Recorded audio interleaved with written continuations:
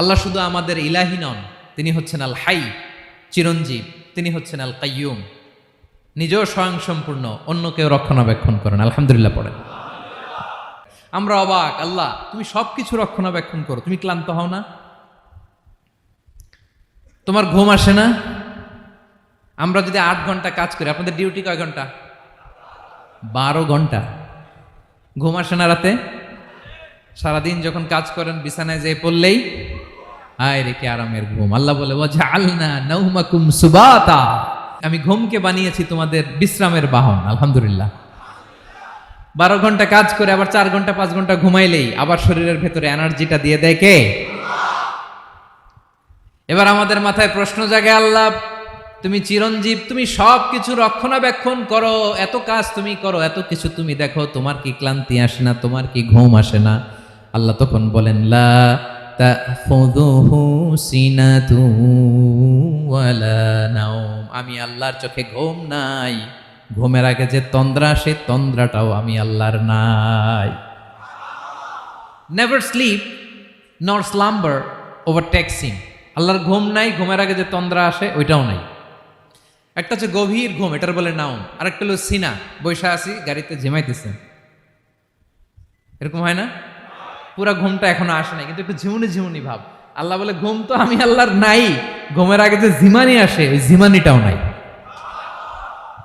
আল্লাহ ডেকে বলে গোলাম, আমি আল্লাহ যদি ঘুমাই, আমি আল্লাহ যদি তোদের মতো ঝিমাই, ভোর রাতে তুই যখন ঘুমিয়ে থাকবি তোর হার্ট হৃৎপিণ্ডটাকে সচল রাখবে কে? তোর যখন রিজিকের দরকার তখন তোরে রিজিক দিবে কে? তোর দেহের মধ্যে রক্তের সঞ্চালন করবে কে? ঝর্ণা থেকে পানি নামাবে কে? আকাশ থেকে বৃষ্টি ঢালবে কে? আল্লাহ যদি ঘুমাইতো সব ভেঙে খান খান হয়ে যেত। এখন আমাদের মতো আল্লাহ যদি ঘুমায়, আমার মাঝরাতে কিছু লাগবে, আমি যাবো কার কাছে? উনি তো ঘুমাইতেছি। কথা বলেন। আমার গভীর রাতে কিছু দরকার, তখনও আমার আল্লাহর দয়ার দরকার আছে না নাই? এজন্য আল্লাহ বলেন লা তাখুযুহু সিনাতুন ওয়ালা নাওম, আমি আল্লাহর চোখে ঘুম নাই, ঘুমের আগে যে তন্দ্রা আসে তন্দ্রাটাও নাই। সুবহানাল্লাহ। যখন যেটা লাগে সব দেই। আল্লাহু আকবার। কে দিবে? আল্লাহ যদি ঘুমাতো কে রক্ষণাবেক্ষণ করতো? কেউ ছিল না, কেউ নাই, ভেঙে সব খান খান হয়ে যেত, টুকরো টুকরো হয়ে যেত। আল্লাহু আকবার। এজন্য তিনি ঘুমান না। ঘুমের আগে যে তন্দ্রা আসে সেটাও তার চোখে আসে না। ঘুম এটা দুর্বলতার প্রতীক। ঘুম কি? সবাই বলেন, কিসের প্রতীক? আমার আল্লাহ তো দুর্বল। হ্যাঁ, আগে অনেক শক্তি ছিল, এখন নাই। হ্যাঁ, যে ফেরাউনকে এক থাপ্পড় মেরে সাগরে ডুবাইছে, আছে ওই ক্ষমতা আল্লাহর? যে নামরুদকে ল্যাংড়া মশা দিয়ে দুনিয়া থেকে শেষ করে দিয়েছে, ওই আল্লাহর ক্ষমতা আজও আছে না নাই? আজও আছে, আজও আছে। ঘুম হচ্ছে দুর্বলতার প্রতীক। আল্লাহর ঘুম নাই।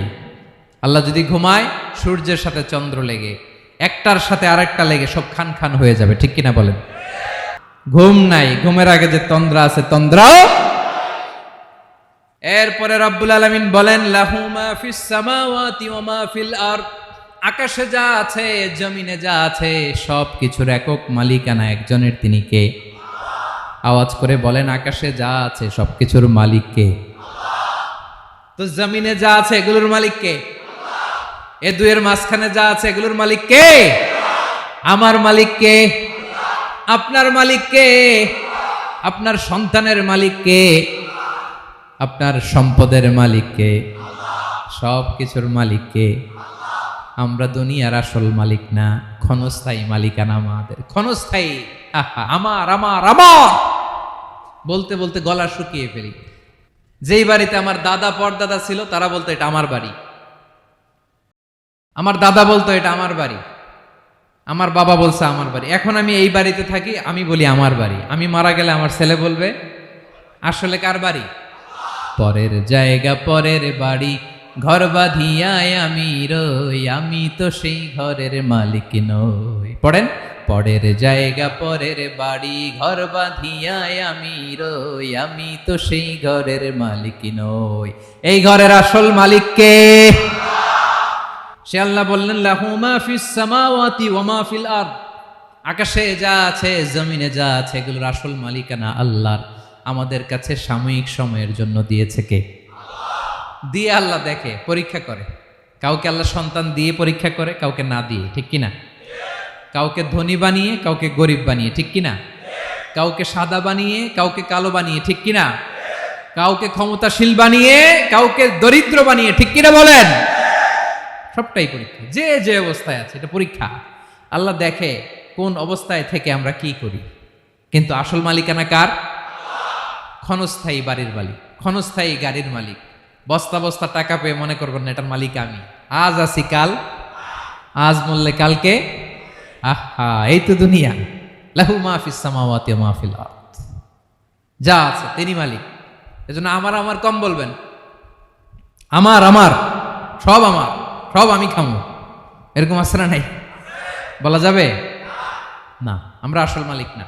এই কিছুদিনের জন্য আছি, মুসাফিরি জিন্দিগি, সফরময় জিন্দিগি। আজ আছি কাল নাই, চলে যাব। থাকতে আসি নাই, তাই না? থেকে যাবেন একজন, তিনি কে? তাহলে আকাশ জমিন এ দুয়ের মাঝখানে যা আছে সবকিছুর একক একচ্ছত্র মালিকানা একটা সত্তার। আওয়াজ করে বলুন তিনি কে? আল্লাহ বলেন মান যাল্লাযী ইয়াশফাউ ইনদাহু ইল্লা বিইযনিহি, কার এত ক্ষমতা, কার এত বড় সাহস আল্লাহর অনুমতি ছাড়া আল্লাহর সামনে দাঁড়িয়ে সুপারিশ করে? কার সাহস এত সুপারিশ করে? মনে করছেন বাবার দরবারে গেছেন, বাবা আপনার সুপারিশ করে জান্নাতে নিবে নাকি? আরে বাবার খবর কি হবে ওটাই তো বাবা জানে না। কথা বলেন।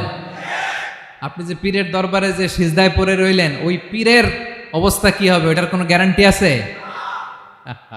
এই সহজ হিসাবটা বুঝে না। আপনি যেই দরবারে যে মাথা ঘষেন, যেই দরবারে যে সেজদা দেন, যেই দরবারে যে মানত করেন, যেই পীরের পায়ের মধ্যে পড়ে থাকেন, ওই পীরের অবস্থা কি সেটাই তো সে জানে না, ঠিক কিনা? কেউ সুপারিশ করতে পারবে না। তবে হ্যাঁ, আল্লাহ যদি কাউকে দয়া করে অনুমতি দেয় তাহলে করতে পারবে, তাহলে পারবে। সেই কিয়ামতের দিনটা বড্ড ভয়ঙ্কর, কেউ সুপারিশ করার সাহস পাবে না। আরে আমার অবস্থা কি আমি জানি না, আমি আবার কারোর জন্য সুপারিশ করব? কথা বুঝেন নাই? আমার কি হবে আমি জানি, তা আমি আরেকজনের নিয়ে টেনশন করার সুযোগ কোথায়? ইয়া নাফসি, ইয়া নাফসি, আল্লাহ আমারে বাঁচাও, আমারে বাঁচাও, আমারে বাঁচাও। কাঁদতে কাঁদতে মানুষ হয়রান হয়ে যাবে, এ নাকি আবার আরেকজনের বাঁচাবে। ইব্রাহিম আলাইহিস সালাম থারথার করে কাঁপবে আর বলবে নাফসি নাফসি, আল্লাহ আমারে বাঁচাও। মুসা আলাইহিস সালাম থারথার করে কাঁপবে, আল্লাহ নাফসি নাফসি, আমারে বাঁচাও। আর আপনি পীরের দরবারে যে সেজদা দেন, কোথায় আছেন আপনি? খবরদার, কেউ বাঁচাতে পারবে না।